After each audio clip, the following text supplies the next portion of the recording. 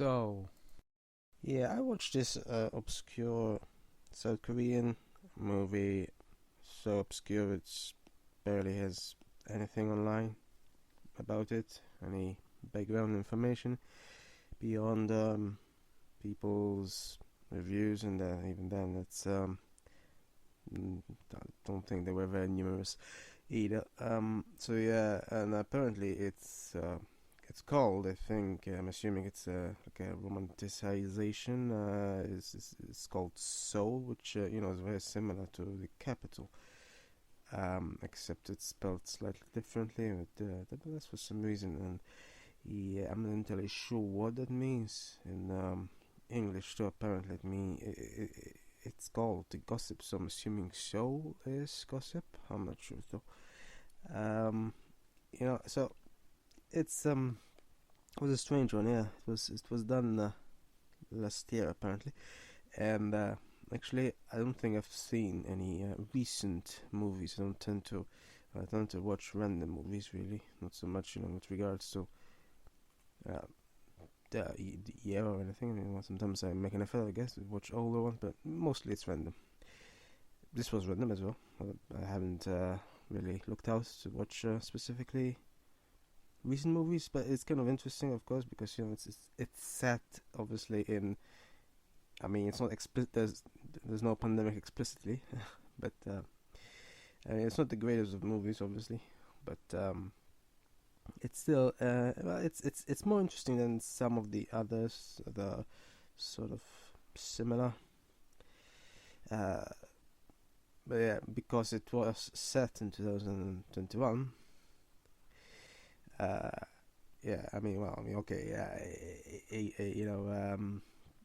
people do sort of inhabit such a an environment, but they also had I don't think they usually ever do in years previously. Have a temperature measure device.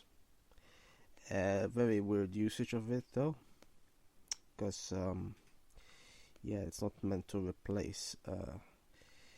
Obviously, like that guy said at the beginning there. Although of course at the end, I think they had more problems than that. Anyway, yeah. Of course, at one point they made a joke out of it when the female arrived and made a joke out of this, regardless of that. Anyway, yeah. So you know, I mean, I would have otherwise. I mean, if you just had the gory bits, and I've seen movies that had even worse. So in terms of pure gore, it didn't have the worst I've seen.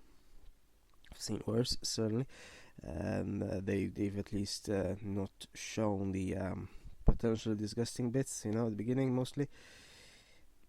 But in terms of, I mean, if it just had those elements though, like many movies do focus almost exclusively on such elements, and I don't tend to think highly of them at all. So if it just had that, and similarly, it's not like I think highly, but the conversations were mildly entertaining. I think one could say they sort of were.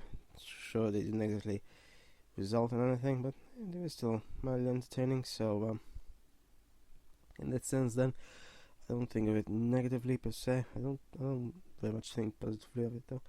But yeah, I mean, just whoever says the most nonsense, I guess, and yeah, I did think it was going to just turn into some explicitly vampiric movie there, and it had a few scenes, but I thought it was strange that they just skipped over the fact that he was bitten on the neck, which is in most other movies, an obvious sign usually in a movie.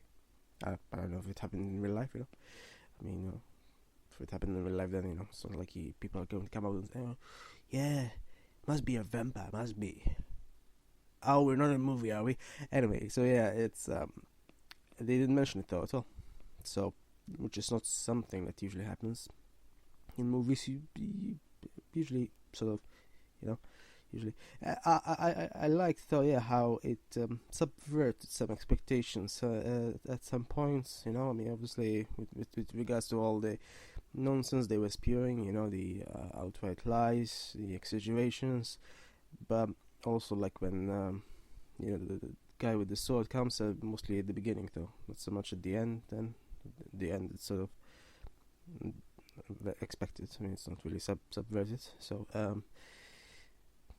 but yeah, otherwise it doesn't really go anywhere as a movie. But it's still mildly entertaining, I think one could say. I mean, it's I mean, whether a movie goes anywhere or not, ultimately, really, doesn't really ascertain its, you know, its quality essentially. Like, you know, yesterday I've watched yeah, that Thai movie, and it was directed. It was going somewhere. It went somewhere. Doesn't mean that it was really necessarily any better just because it goes somewhere. Sometimes you can have movies which go nowhere, and they could still be entertaining. In fact, this Thai movie was much more gory, I guess one could say. So in that sense, it's wasn't as interesting. Didn't really have much else beyond it. So, but yeah, I've certainly seen gorier, even South Korean movies. I think Cello, from what I remember, was pretty gory. It also had an interesting story though, from what I remember. I was commenting on that. This though was average at best, average I think, but at least, you know, it was mildly entertaining.